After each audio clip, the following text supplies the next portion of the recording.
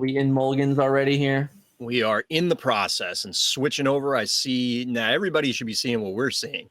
Cool. And I'm pretty excited to see how the Evasives deck does, because it is something that I feel like has grown in popularity more recently. Obviously, it's been around, but I feel like it's waxing at the moment. Like it's growing at this stage. I mean, it's absolutely the best budget deck I think you can build. It just causes lots of issues for all sorts of type of control decks, and basically making them particularly have to spend their removal in a different way. It has the ability to remove Rafikis and Mauis and Zeuses and all of those rush characters kind of like from the equation. So when you start leaving uninkable cards in your opponent's hand and they're not getting the uses out of them, it just makes their matchup a lot more difficult. And it's a pretty cheap deck to build, which is always nice. Yep. So in particular, we do have Brooks here. We didn't have his list earlier, but I do have it now. It is quite interesting. We have the Mickey Broom combo in here. We have the Hans, we have the Elsas, the Ursulas, the Tinks. It's a pretty standard list. I don't think there's anything too shocking. I didn't remember seeing anything too crazy earlier. And then for Brad, that didn't work. I got to bring up another list. Quick one lore gain from Brad here. Brad gets on the board early. Yep. And the LeFou to untap or ready, the Duke. Oh, okay. That feels like it's kind of early, but I guess if you want to get out to an early start, like I don't know if you need that thing on 2 to protect the Duke, especially since it's need to fire the cannons right now. I would probably just look at it as if I didn't have a 2-cost play, I guess I want to pressure the board. I just want to play this card. Yeah. So Brad is a pretty stock green-red evasive decks. He does have 3 copies of Beast Wolfsbane in his list, which I'm a huge fan of. And then he has the 4 LeFous there and 2 Fan Flames. So aside from that, and the Flames on top of it. That's interesting. Mm-hmm. Looks like he's already on the struggle bus early here about what's going on in the game. Looks like a 1 more gain here going up to 2. Yeah, it looks like he was trying to figure out what he was going to do with his Inkwell. Wait, did he not ink that turn? I guess not. It looked like he had plenty of cards to ink. Yeah. Interesting. That, He just drew another uninkable, so... maybe not. Maybe he has 2 Genie, 2 Mothers Know Best, a Cusco, and I can't figure out that last card in his hand. That last card looked like a Cheshire Cat, but it's also like I'm squinting at 10% of the art. So Brad ticks up to 3 lore here and decides to not ink again. Wow, that's a wow. One of the cards is at least oof. Yeah, I think I just would have inked the Cheshire Cat by now and just moved forward. Even I understand wanting to be like ink into Cat, but at the same time, if you have all those other cards, you need to get to them at some point, and hopefully before turn infinite. Especially when you're playing against Steel anyway, and they can just easily smash the Cat. It's just not as effective anymore. So, and he already has like an onboard presence. So we'll have to see if he can come back from his 2 missed inks. Yep. So we do get another lore on the board. We're at 4. But this is not an enormous amount of pressure, so our Steel Amethyst player is able to kind of do whatever they want. They very much can just take this time, continue to draw their, draw out, easily set up their end game, feel pretty comfortable about the game. They do get on the board here, get some more lore. We get another broadside there, 45 cannons.deck, thanks to 4-cost hook. Right. Hey, man, it's a good combo. Yeah, it's pretty good. So 4-2 on the lore count here. All right, so what do we pick up? Do we pick up an Inkable? Are we feeling better about ourselves? That feels like that's not an Inkable. I don't think so. That's a Mother Knows Best, I think. That is definitely a Mother Knows Best. Sadly, I would be... Oh, is that a nut? That's just rough. Yeah, that's just... I mean, let's take a look here. I don't have an exact count, so I'm going to have to do the math for his deck. Never do math on stream. I've learned that the hard way. So we have... we do get a quest to go up to 6. And it looks like Hook is going to eat the Cat. it's actually, I mean, this is just a really bad hand. He only has 14 uninkables. So the fact that his entire hand is consumed of uninkables is He only has that's 14 a uninkables and he has 35 in his hand right now. yeah, Like, I don't know what else to say. That is a rough patch for sure. Ugh. Right. So let's see if he can climb back in. He's the good news is that if he can find the inkables, which he didn't, so what did he get here? Just another Mother Knows Best here. Because I thought they were Mother's Knows Best earlier. I actually think they're Beast Wolfsbanes now that were in his deck. Flynn. See, this feels like a play that I don't think you can afford to make. I think you just kind of agree. Like you just have to row and just get to your 5 cost characters and just be in better position. Because now you're just so far behind in the game. The Lord total at this point, like, that doesn't feel good either. I mean, I guess a card's a card. Don't get me wrong. You could have just waited and trade it for a Maleficent if you wanted to and get some more lore this turn. But yeah, I don't know. I agree with you that I think going for the 5s would have been better. You can get some big swings since it's Kuzco. I think you just needed to keep inking just to put yourself in a better position. Like knowing that you have 2 genies, knowing that you have Cuscos and things like that to get back in lore, you would have had the ability to catch up. But to go this many turns without taking anything, like even there, he could have inked Hans and chose not to. There could be a level of tilt creeping in where I've now gone how many turns, and because I know I've been in that position where it's just, all right, I can't win. You just start frustrating yourself. I don't know if that's actually the case, but it's entirely possible. So we're up to 12 lore now on 12-6 on Brooks's side. So it's 12-6. He does play this Hans, but honestly, if I'm Brooke, I think I'm just gonna keep moving the game forward. I mean, how many cards do you have in his hand? Like 5, 6, 7, maybe a million? I have no idea. Yeah, at that point, it's an arbitrarily large number. Right. So he's just gonna keep drawing cards. He has more than enough to find a smash. I mean, he doesn't even need it, in all honesty. Like, just playing Tinkerbell here is great. I would just... And now, like, even your Maleficents just threaten a kill for this Hans regardless. So, you just get to really move the game forward. There's a level of, as our... Let me pick up 2 more lore here. Yep, just did. Move to 10. All right, so we're at 10 now. I got confused on the mat myself. Yeah, All right. Yep, he reveals his royal flush of uninkables. Given how quick that game 1 was, I think there's very much an element of, and I think you mentioned it earlier in some of the other games, kind of take a breath, reassess. You don't need to, like, that game took almost no time. Yeah, it was less than 10 minutes. In all honesty, it's one of those where I would take a little bit extra time here, pile shuffle my cards, and understand that my opponent still has to beat me once. So you still have 2 opportunities to get back in the game. You've made it this far. You know what your deck is capable of. We're sitting on table 3 or 4, I believe. Like, you're doing well in the event. You just have to kind of just put that one behind you and move forward. Absolutely, yeah.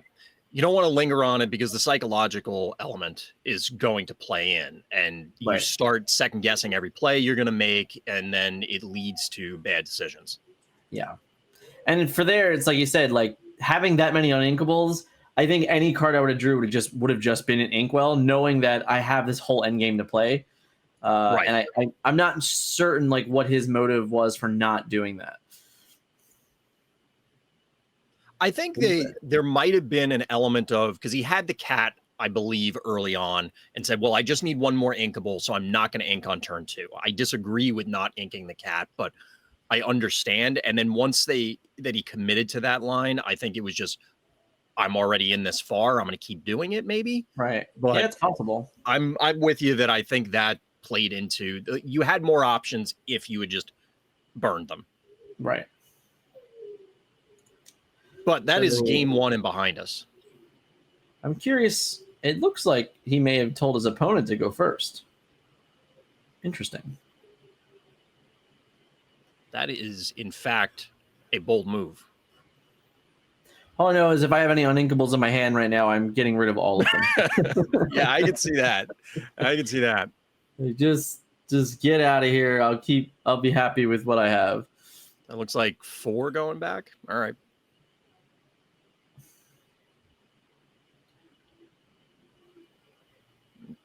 Some unintelligible number from Brooks here. Yeah, so to note, I don't think I saw right. So I didn't see the Aladdin package in his list either. So his end game is definitely a little more different than I would say the normal. Like having the beast, Wolfsbane is definitely not something I think is hyper common. He also is packaging 4 Mauis. So that's a pretty. I can definitely see the Mauis, but the beasts are definitely something that I guess people haven't come around to on yet for the most part. Yeah, he's just. I mean, in all honesty, like your opponent's just not going to expect you to have 8 cards with Rush in your, Emerald, absolutely Ruby, not. Evasive deck. So, and I wouldn't be surprised to learn that that's what got his last few opponents that got him to this point. Right. So I think that's the more interesting thing here is that when you start considering those, like, oh, he just has like these random things about Rush, or the genies to bounce, the mother to bounce to bounce. So like the removal here out of like a green red evasive deck is actually it's pretty notable. True. So it is in fact Brad going first in this game. Duke to lead it off. Into Flynn, we're already off to a better start, but we didn't have to we didn't have to Lufu or Duke, but we do go up, get on the board for 1. All right, so we get to Cannons the Finn, which is much better than Cannonsing the Duke. True. But he's pressuring. We have the third increment. We do, in fact. Cat goes down. I think that was Cat. It was Cat. What are we playing into? So Cat into Cat. Fair enough. We'll go up to 2.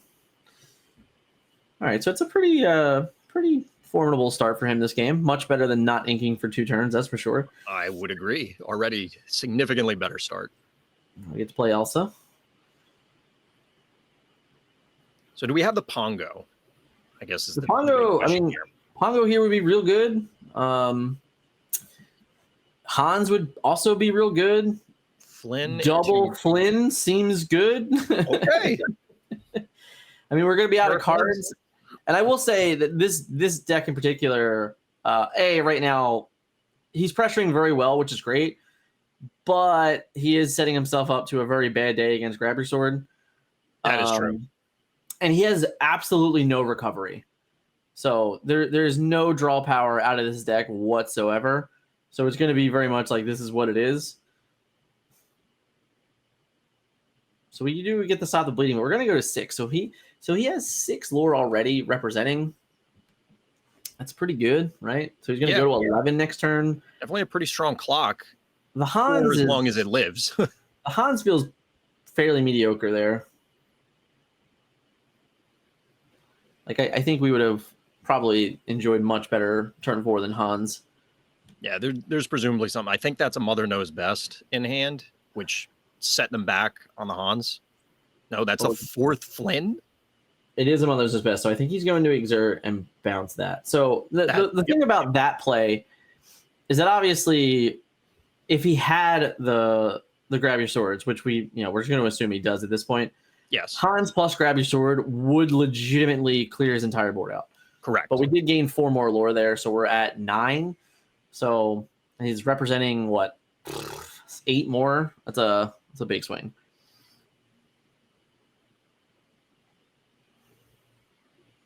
Yeah, setting back the tempo with the bounce on the Hans is pretty significant. I'm curious what the follow-up is here on turn 5. And we don't have a Grab Your Swords? Question mark? We do not have a Grab Your Swords. So we get the Cannons of Flynn. It does help slow the clock, but... All right, so he drops him down, but he still gets to go to 13. Now, granted, Brad is, he's drawing. And he only has 4 resources. So, again, if he draws like a 5 cost or 6 cost or anything like that, it's not going to be the best draw ever, which I think he just drew Genie. I think you're right. So he doesn't get to do anything crazy, but he does, what do we get? 4 more there. We go up to 13. Yep. So he's pressuring the game very, very well. But if he doesn't have a way to finish the game, and he honestly, if he just gives time to steal Amethyst here, it's gonna be a hard one to get past. Absolutely. Now, that isn't to say that Brad is completely out of options. There are definitely things that can be drawn, but like you said a minute ago, it looks like whatever they drew on that turn is both uninkable or they don't want to ink it. Right. They were unable unplayable right now. Like they're not able to get to 5 resources, which, for the deck in general, that hits Beast, that hits Goofy, that hits Cusco, that hits Maui, and then obviously you go further than that, it's Tigger and Genie. So that's a Tinkerbell. Tinkerbell's good. So who are we? Are we just getting rid of our Cheshire Cat here now? We're actually going to take the card, and we got rid of a Hans? Okay. I guess this is fine. He gets to stick around. He gets to then take out Cheshire Cat next turn. Exactly. That way you don't have to send Tink into it. Right. Yeah, you don't want to lose that one. And the race is not ideal, so we are sitting at 14-0 now. Looks like 13 to me, but I might have missed one. Yeah, I believe that's... So we go to 15 with the cat, and we get a Pongo. Now, the problem here is... he still has one card in his hand. All right, yeah, he's just identifying that. So the Pongo can still get hit by that Tink. I assume that's where you were going with it. Well, it can be hit by the ability, but it also means he's trading his Tink with the Cheshire Cat. I don't know if he wants to do that. Also true. So, this might just be 15 friends. Just casting friends. That's interesting. I wonder what he was looking for to not. You have to find really specific things there, right? Well, what exactly are you thinking of? That since I don't know what's up in front. I just think I would have. I think I just would have sung potentially. Like if you were gonna play friends this turn, it means you just didn't have answers. But I would rather have just tapped the hook and just got more answers. Because even in this world now, you could have tapped hook, drew your cards, and then you could have used Tink to take out Cheshire, do 2 damage to Pongo, and then play Grab Your Swords. And you would at least his board would be clear, and then you can kind of just try and get to the next turn. Yeah. But now he didn't he limited himself on his draws, and that's the problem. I'd agree. I thought I saw Grab Your Swords as I think he did get one, but now he has to tap Tinkerbell to play it, right? Oh, we're gonna get the attack, right? So he challenges here. He does 2 damage. I mean, if he has a Fire the Cans or something, I think it's okay, but he just doesn't. So it's a quest for 1 there. Yeah, so he gets on the board and gets the 1. So it's 15-1, but Pongo's representing 2 more. And we're still on 4 resources, right? Yeah. He draws a Cusco, I think? Another one. It looked like Genie. I thought it was Cusco, but regardless, I don't think it's a card he can play. So up to 17 here. So it is getting to that point of the game. Well, right now, honestly, letting him get to 17, Cusco alone just wins the game. Exactly.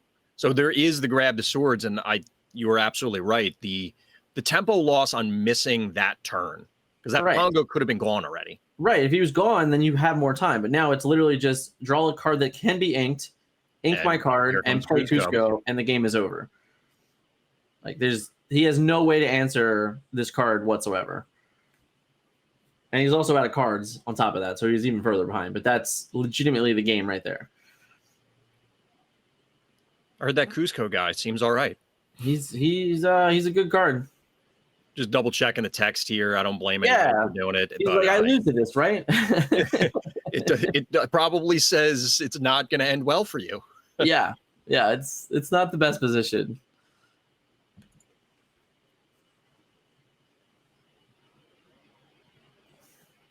So he gets singing to try and dig. I don't know what you could find with that keeps him alive. That does matter, yeah. It keeps him alive. Gets the draw on the card. Did he end up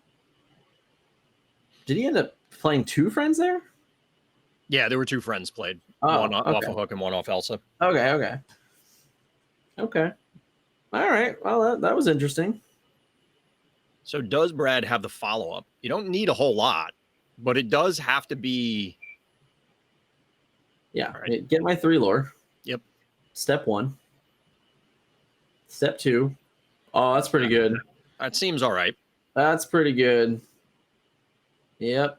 That's not bad. Let's see how good our draws have been. Because now we need double grab your sword or bust. Yeah, exactly. I mean, I can't think of anything else that's You've going to already interact. played one, so there's only so many copies left. Yeah. All right. There So we we go. get to go to a Swift game 3. So what do we have here? We have 28 minutes left on the clock. So plenty of clock left. So we don't have to really worry about any of those things. But right there, we saw the polar opposite. Like that's how red-green evasives is supposed to work. Yes, exactly.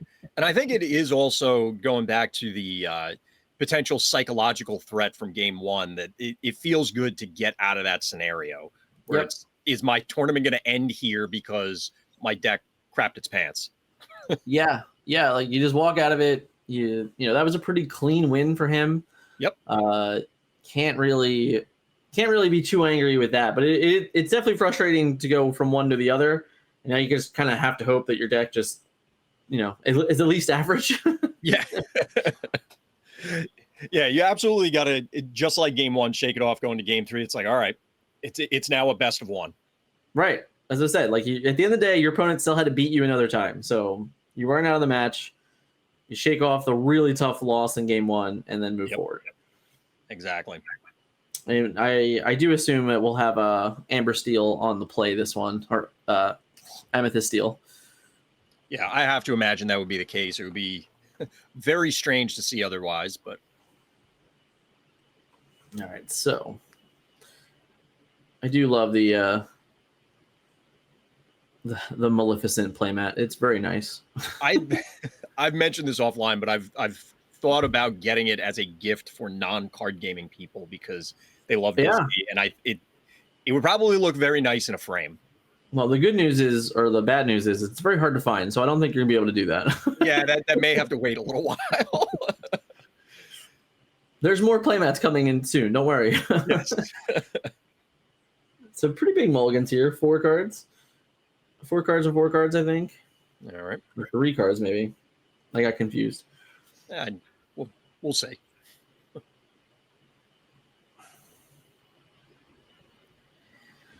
All right, so I guess you just have to, wave the storm a little bit better, right? Like he did a really good job in the early game. I just think that the Mother's Knows Best play and maybe the miss on not singing the friends on that later turn is what really ended it. But as long as he can, like a card like Captain Hook is a good start. Keeps pretty much everything off the board early, and against most of the stuff that Brad's doing, it actually lives. Pongo going down. Shout out to the table judges. Absolutely. Shout out to all the admins. Oh, look at that Mini. Mini also loses to Captain Hook. That's unfortunate. Ink the pocket watch. And we're gonna go with double hook. I can get it. I can get hooked. It's cool. Double hook +1 lore. One's foil and one's not. So. Oh no. We can't have that. Ooh, what just happened? Oh, did he just accidentally reveal something? No, I think they're reorienting things. Okay. So we go. Flynn, that looks familiar. Yeah. Now, I guess the question is, do you... Yeah, I guess you do. You just go for the lore here. Knowing that the Captain Hook just trades well, he already got a lore. Mm-hmm. I think I would have just, I don't know, probably did the same thing. It feels really, it feels like a loss because you're just far behind, but like you're never going to win these trades anyway. Exactly. I don't know that Minis do. Oh no, that's pretty good. That doesn't feel good for our Ruby Emerald player. So what's interesting is that it doesn't feel good, but he also means he didn't play a 3-drop this turn, which means he doesn't get to like free friends on the other side. So it's not the worst scenario. And what do we get to do? We just get the cat here. mean, the problem is that like all of your cards are just trading so unfavorably right now. That's exactly what I was going to say. Is anything that it doesn't have evasive is just getting thrown in a wood chipper. Yeah, because it's like the cat can't even turn sideways and get rid of a hook. It's like, no, I'm just gonna like literally get banished to one of these hooks. Yeah, specifically the damaged one. yeah. So he revealed the secret. He revealed the secret of Maui. All right, so there's a Hans, which also trades poorly with the hook. It really is. Basically, everything in the deck dies to hook. There's like 2 cards that don't. Kevin Hook is looking real good in this matchup. Oh man, that. So we get very likely a hook trade here. Like, I mean, trading my 1 cost for your 3 cost and a 2 lore for 1 lore. Oof, I don't know about that play. Throwing the friends. I think I would have rathered. Okay. So, I mean, I guess if you really want to get that ahead, I don't know how many cards he has left in his hand. Yeah, quest for 2 to supplement it and then send hook in.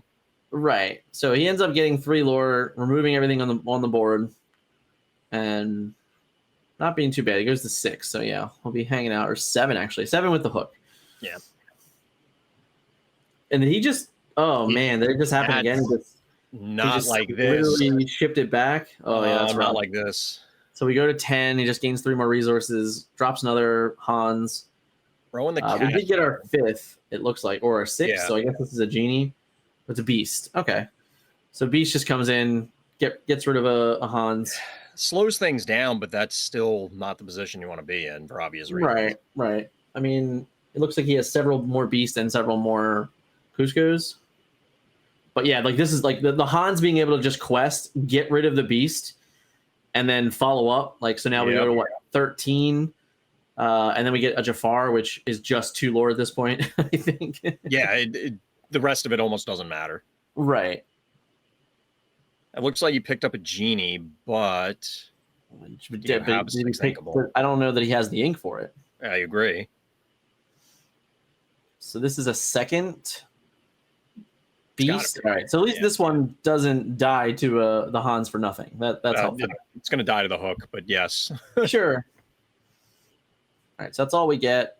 We get to draw another card. Oof. Oh, okay. no. And we just lore for 3. So we go to 16. We're still not representing lethal here, though. True, but there's only so many. Oh, did we draw an inkable? Maybe. Or do we just Genie the answer? I mean, Genie is a... Yeah, so he did ink something there. I think it might have been LeFou or Fan the Flames. Yeah. So he gets the bounce Jafar, which is fine. But he's still... It's still the same clock. Because, like, Hook still just gets the quest here, go to 17, and then we just get to play, whatever we have left. We'll just do another Jafar. It's fine. Yep. He was already putting his card away. He's like, he knew that was happening. All right, so we go the to obvious 7. way. Yeah, he goes to 17 on the lore. Pressuring the game very, very well. Unfortunately, I'm not sure how many more answers we're going to have. So we exert to bounce. All right, so we Mother's Knows Best to bounce Jafar, and then we're going to play Cusco. Yeah, so he just plays Cusco. He's just trying to get lore on the board. Yeah. I mean, you need to advance your board position because if you're gonna win this game, you gotta get stuff on the board. Yeah. I mean, the problem here is it's there's a few problems. I don't know about the problem. Yeah, so we go to 18. I'm very shocked that he opted to play the Elsa over the Jafar because the Jafar represents the win. Correct. So it's weird to me that that's the play he went with. Oh, but I guess he's going to. I see what happens. So he's betting on the shiftable ink Elsa to win the game. So, that's a fair point. So he trades, and now is he on a turn where he can? Oh yeah, it shifts for 6, right? Yeah, so he's just going to shift into Elsa, shift into the winner, and win the game just by that with Rush. So yeah, rushing for lore with shift. Yeah, that was man, that's crazy. Like looking at Brad's deck list, he really got bottlenecked by his uninkables, and it's not even that high of an uninkable cost, which is the crazy thing. Yeah. I mean, it's 4, 8,